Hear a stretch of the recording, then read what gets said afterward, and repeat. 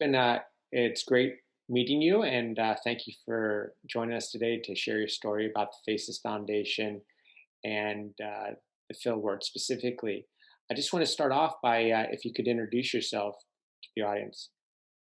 Hi, my name is Vipin Varughese. I currently work for Children's Hospital of Philadelphia, and I've been here several years now.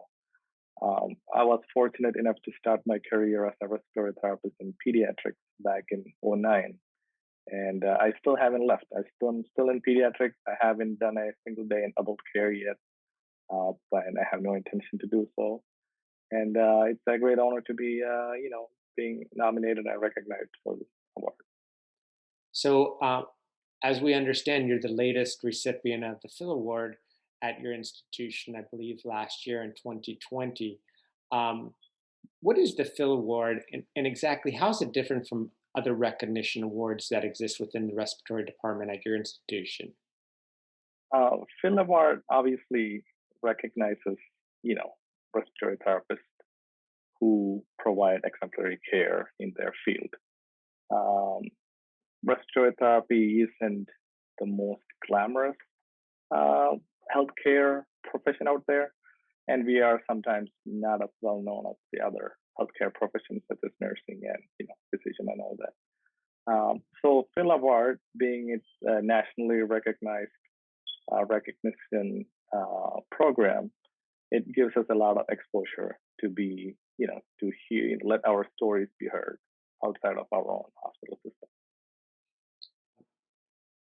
I understood that with the Phil Award that you're nominated by a patient or a family member or a caregiver, um, and that could you tell us a little bit about who nominated you for this award, and then tell us a little bit about the story of why you were nominated? So I was nominated by the parents of I think she was a few months old at the time. This patient was a organ transplant patient who had a rough time in the intensive care unit. Um, Obviously, the parents were at the bedside all the time. Again, I only found out about this nomination months later, months after they have been discharged and out of the hospital system. So I believe they nominated me because I thought we could have done some things different as far as providing best care for this patient. Prior to, you know, prior to getting assigned to this patient, the patient already had failed extubation, I believe, multiple times. And when I came in, I spent lot of time with the parents, with the team, to more understand what was happening with the patient, what we could done differently, and what the whole thinking process was. And obviously, the parents were going through a really rough time with their first baby being in the hospital since she was born, pretty much. So to be honest, I don't think I have done anything out of the norm, but I believe I did spend a little bit more time with these parents because I could tell that they were going through a really rough phase in their life. Um, so I pretty much spent more time with the parents, with the team, uh, came up with a plan that fit this patient specifically. Because sometimes we think one box fits all, but with this patient we had to think a little bit out of the box. And I did get some pushbacks from the team, obviously, because I wasn't new to the team at that time. Um, but in the end, I put the patient's interest first, and I believe the parents felt like I had the best interest of the patient, of their baby, to get her through this crisis that she was going through. And they spent, I believe, it was like a 5 or 6, uh, um, or at least a couple of pages long. They took their time to write it down and send an email regarding the whole experience that they had with me and other team members at the time.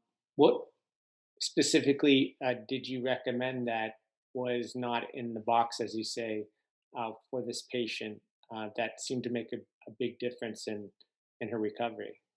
So once a patient fails the extubation, obviously we take a step back to assess what happened and what could have done better.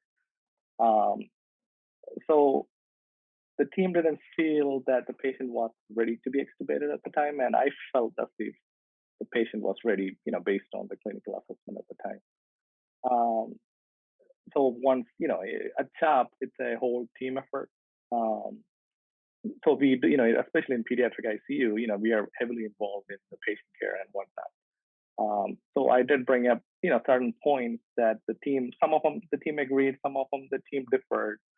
The primary thing that I have done with this patient was, having coming up with a better plan for non-invasive support once the breathing tube was out.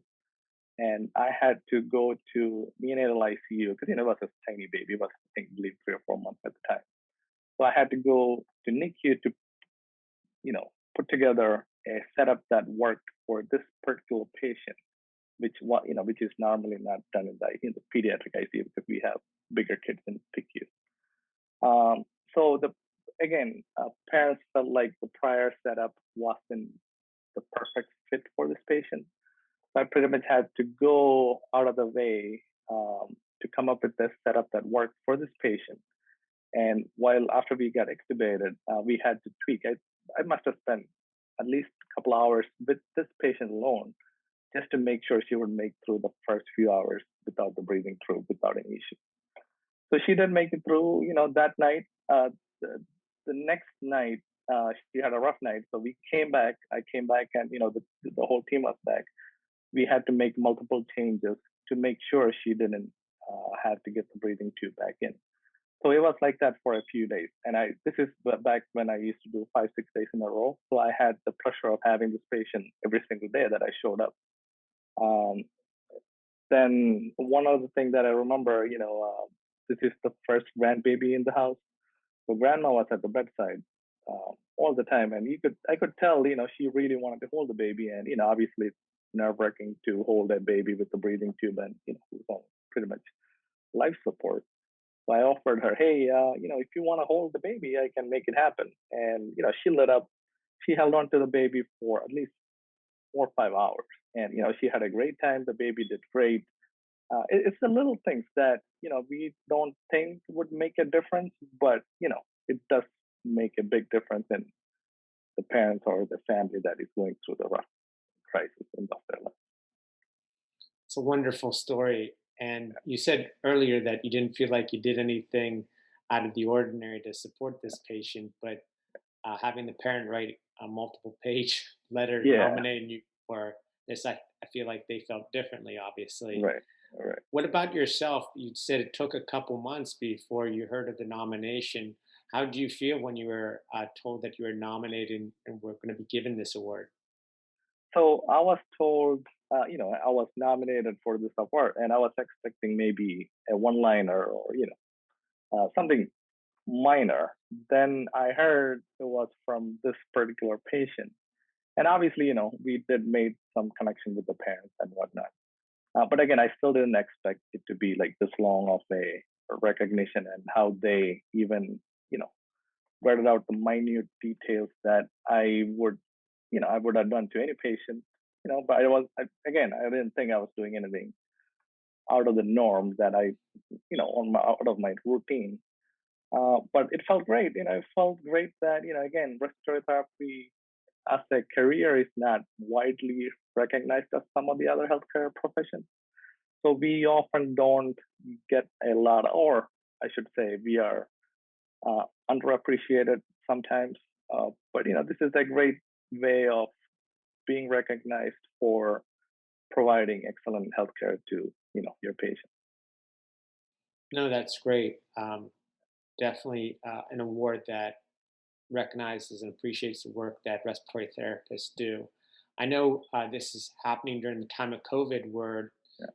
they able to hold a reception to give you the award, whether it be in person or virtually? How did that go?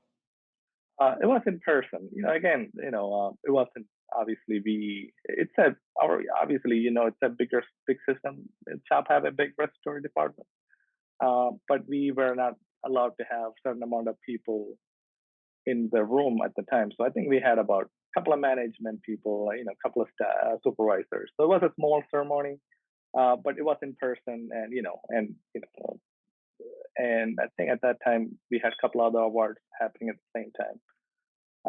So it was a small in-person um, award ceremony, if I might say. Yeah. CHOP has been a partner with Faces Foundation and awarded the Phil Award, obviously to you and to others. What is the general perception amongst the respiratory therapy department about the Faces Foundation and the Phil Award? As you know, CHOP have a pretty intense recognition program because it's a bigger system, and they do try to keep or try to recognize the people who are doing the best care for their patients. But as far as the Faces Foundation, the Phil Award, and it's widely recognized program in our department because we have flyers, we have um, award recognition barcodes posted pretty much throughout the department and even in some of the units. So I would say Faces Foundation is widely recognized within our respiratory department, um, primarily because it's the only nationally recognized program that recognizes the excellent work that respiratory therapists do on a daily basis. And finally, just to end, I wanted to know if you might be able to articulate to those respiratory therapy programs that either are unaware of the Faces Foundation, the Phil Award, or have heard of it but haven't decided to partner yet. What would you say to those programs? So Faces Foundation have a great mission statement, providing excellent educational support to the respiratory therapists and providing assistance to the patients who are going through respiratory illness. Um, so I would say if you are not aware of the Faces Foundation, uh, please look up their mission statement. Mission statement alone will give you a lot of insight on what the foundation is about.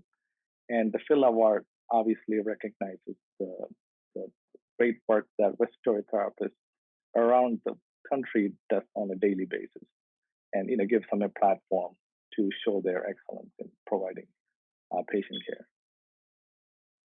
Thank you, Vipin. I really appreciate your time today, sharing your story and your experience at the institution with the Faces Foundation and the Phil Award. Thank you very much.